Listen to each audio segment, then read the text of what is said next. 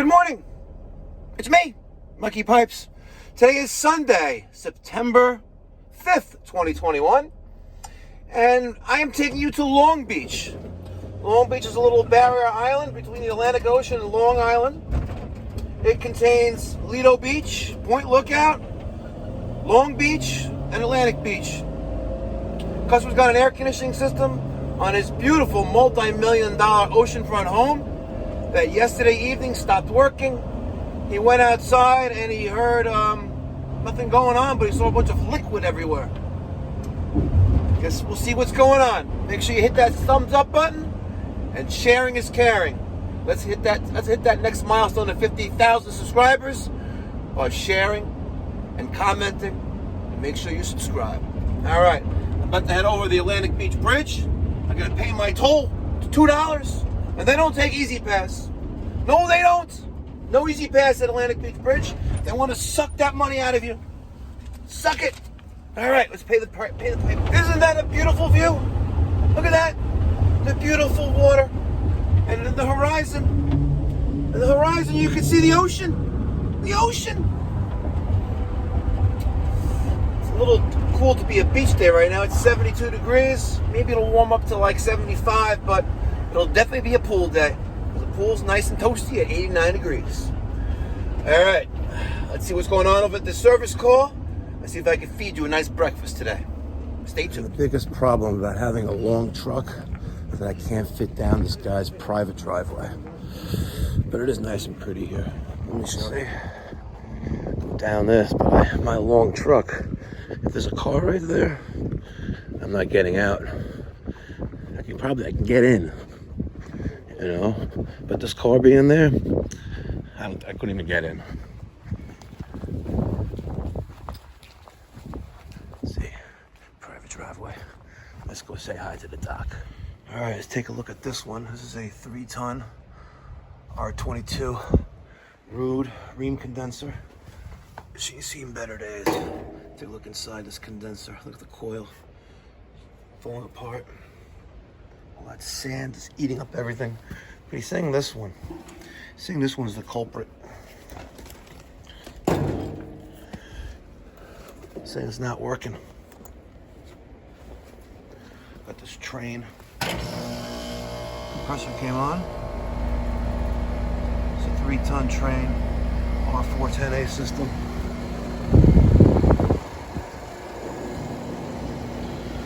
All right, let's check pressures. I feel some heat coming out of here. He's saying there was liquid coming out of it. I'm guessing maybe it was frozen in water. Let's check the pressures with the testo. I'll tell you this, she's undercharged. Got the testo smart probes hooked up there. She's undercharged. I'm turning on both my other probes. She's gonna need some gas. I decided to get the testo 557s, the S. And I'm just gonna connect this. This is marked 110. It already identified to the high side. So let me put that right there. Here's the other flash. No, let's turn on that. This is the 118. 110, still connecting to the other one for some reason. It sucks. It's connected to the other probe in that bag there. So you can't get rid of it. I have to turn off the probe. All right, I gave up on it. I just swapped it with that. So let's see what we got here. Zero out our scale first and foremost. Let's purge out any air in the low side and high side. And also my charging hose as well. I'm fairly confident we're good. Even though the pressures aren't exactly even 100%, I'm fairly confident I don't have a restriction somewhere, either in the metering device, the filter dryer, or somewhere else in the system. So I think we're good. Now, a lot of you are gonna probably say like, hey, what are you doing just adding a refrigerant?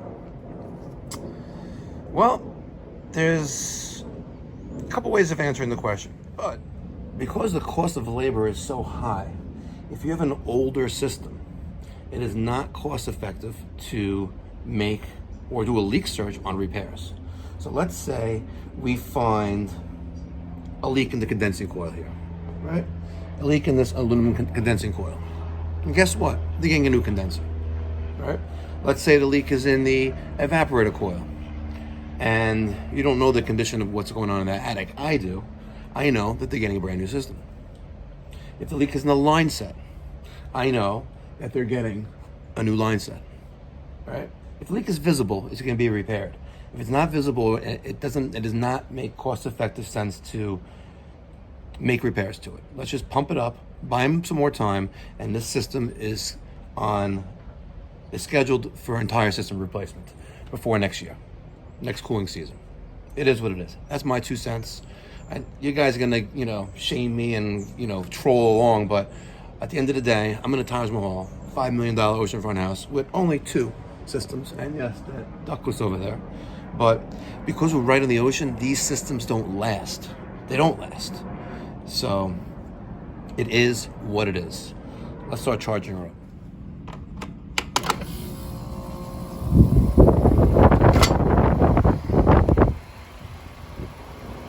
Okay. I know she's low, so I'm just going to add roughly a pound very slowly. Very, very slowly.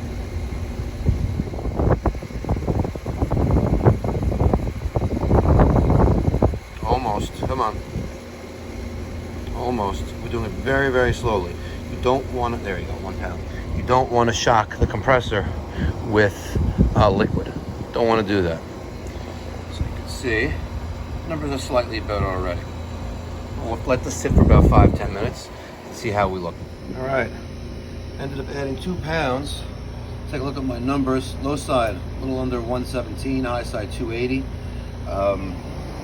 The coil was just rinsed and acid washed in June. Would it be a good idea to do it again with all the sand? Yes. But I'm quite confident with my numbers. I am. Even though my subcooling is a little high on the 14 side. Let's see if there's any identification this would like. It's probably going to ask for 9, 10. Let's see. It's going to ask for 10 degrees plus or minus 3. So we're a little on the high side on that. Look how she wobbles though. You can see it in the video. She's wobbling. And even though she's only a couple years old, literally, doesn't make the entire system a couple years old. I know that the indoor unit, which is a gas furnace that's totally hacked to make work, and the evaporator coil, it makes, just because this is 2 years old doesn't mean the whole system is 2 years old. The whole system is roughly 13 years old. All right, I got the Easy Seal Ultimate UV here. I'm gonna inject that into the system down there on the low side. Let me show you how I do that. And I've had very good success with this. It's better than nothing. It's better than nothing. And then again, I want to add this because when I take out my evaporator coil, if I see any dye there, then I know I had a leak there. I'm still going to pressurize the testing and flush out the lines anyway, but I just want to make sure, and buy them some more time. Because if I just add this and it's a major leak and it's gone in the 3 days, then it is what it is. Then whatever. Let me show you how I add this. All right, I'm going to take off the low side hose, just like that. I'm going to put this down off to the side. Now I'm going to take the Easy Seal Ultimate UV. Try to get it on there. You want to be very careful and not to get any foreign debris on the end. And I'm just going to connect this nice and snug, which it is. And now here's the opposite side. It's my low side hose. And connect you like that. Now, to make my life a little bit easier, I'm going to close this valve right here on the tank. Close that valve right there. And what I'm going to do next is open this up, and I'm going to shoot that in. Just like that. See that? Now, one other thing I'm going to do. I'm going to take off my high side. Right? Now I still have that 280 psi of pressure in this high side hose. So what I'm going to do is I'm going to open up the high side and open up the low side and inject this pressure back into the system like that. And you can see now we're much lower numbers and we are basically good to go. She's discharging heat that's being extracted from the house by means of the refrigerant, by means of the compressor, by means of the coils. And I have another happy customer living in an oceanfront Taj Mahal. Hope you guys enjoyed this video. A little after 9 a.m. Sunday morning. Just leaving the city of Long Beach. Over here by the state streets, you know, because you got states. The streets are named after states. We have Georgia, Louisiana, Florida, Connecticut, Minnesota, you know, and all of the, a lot of the active, you know, night scene, you know, the bars and the little clubs here and the inns, you know, this is where they all are at in Long Beach. It's very nice down here. I love it. And a nice, beautiful scenery at the beach, by the way. You know, a lot of beautiful people on the beach. Not today yet, because overcast, but it usually is. All right, I think I'm gonna head to the office, do a little bit of paperwork, and see if I get anything else coming in today. Again, it's Sunday, Labor Day weekend, but I normally go out on a Sunday, treat it like a regular day.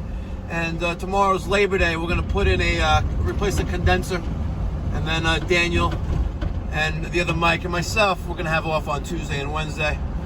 You know, another Jewish holiday, the holiday of Rosh Hashanah. So we're closed on those major holidays. Anyway, hope all is well. Be well. God bless. Stay safe.